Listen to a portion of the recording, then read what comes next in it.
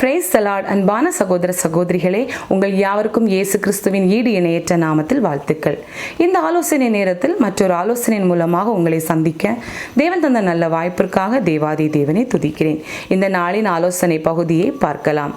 ஒரு ராஜா தன்னுடைய ஊர் மக்கள் சந்தோஷமாக இருக்கிறார்களா, எப்படி இருக்கிறார்கள் என்பதற்கு பார்க்க வரும்போது, அந்த இடத்தில் ஒரே ஒரு ஏழ்மையான விவசாயி மிகவும் சந்தோஷமாக தன்னுடைய குடும்பத்தினருடன் வாழ்ந்து கொண்டிருந்தார். இதை பார்த்தவுடன் ராஜாவுக்கு மிகவும் வருத்தமாக, என்னிடம் எல்லாமே இருக்கிறது, ஆனால் இவரிடம் இருக்கும் சந்தோஷம் என்னிடம் இல்லையே என்று வருத்தத்தோடு மந்திரியாரிடம் கேட்டார். அதற்கு அந்த மந்திரியார், ஐயா, எனக்கு ஒரு 9 தங்க நாணயங்களை தாருங்கள் என்று வாங்கி பெற்றுக்கொண்டான். அவனும் அந்த 9 தங்க நாணயங்களை யாரும் இல்லாத சமயம் பார்த்து அந்த ஏழ்மையான விவசாயியின் வீட்டின் முன்பாக வைத்து விட்டார். விவசாயி அதை பார்த்து அந்த 9 தங்க நாணயங்களை ஒன்றொன்றாக எண்ணுகிறார். 10ஆவதை காணவில்லை என்று மிகவும் தீவிரமாக தேடுகிறார். ஆனால் அவருக்கு கிடைக்கவில்லை. உடனடியாக தீர்மானம் எடுக்கிறார். 9 எப்படியாவது 10ஆக மாற்ற வேண்டும் என்று கடினமாக உழைக்கிறார். தன்னுடைய நேரத்தை எல்லாம் வீணடிக்கிறார். இருக்கின்ற இல்லாத காரியத்திற்காக அவர் ஆலோசித்து அந்த நேரத்தை எல்லாம் வீணடித்து தன்னுடைய குடும்பத்தில் இருந்த சந்தோஷத்தை இழக்கிறார். அநேக தினங்களுக்கு பிறகாக ராஜா வந்து பார்க்கிறார். அந்த குடும்பத்தில் இருந்த சந்தோஷம் காணவில்லை. அருமையானவர்களே, இந்த நாளிலும் நம்முடைய அநேகருடைய வாழ்க்கையில் இதுதான் பிரச்சனை.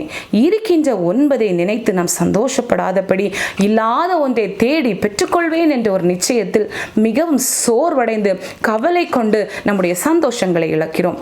தேவன் அனுதினமும் ஒரு புதிய நாளை தந்து நம்மை வழி நடத்துகிறார்.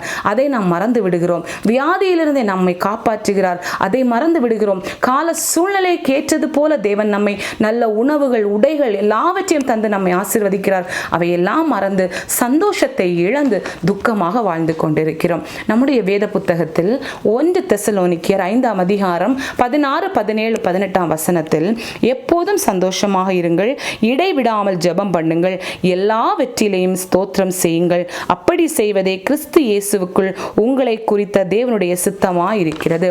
அருமையானவர்களே, நடந்ததும் நடக்க போகிறதற்குமாக தேவனை ஸ்தோத்திரம் செய்து சந்தோஷத்தை பெற்றுக்கொண்டு அனுதினம் உற்சாகமாக ஓடுவோம். இல்லாததை பற்றி கவலைப்படாதீர்கள். தேவன் உங்களுக்குரியதை நிச்சயமாக உங்களுக்காக தருவார்.